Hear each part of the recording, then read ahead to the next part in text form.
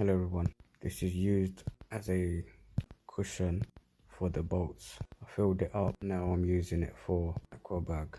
Feels great to strike.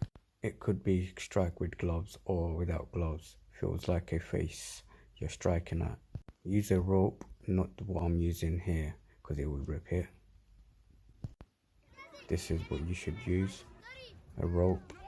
The metal bit I've attached to spin the bag easier. It comes with the filling pipe.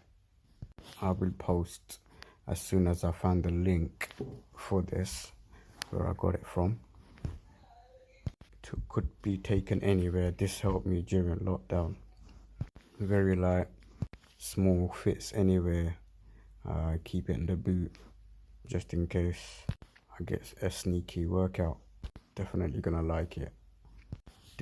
I do use it for kicks and punches. Very good quality. Also, kids could use it. They could use glove or without gloves. We'll leave a link as soon as I find it. Do subscribe, like, share, watch the demo, see what I do, how I do, and what I do with it. 2 for the price of 1. Slip bag and striking bag. I've attached that to the ceiling with a rope. I'm using a mirror to guide me to slip. That is one of the best ways to understand how to slip. Looking at the mirror at the ball. As soon as you get used to that, then you can do it without it. Bob, weave, striking, great for that.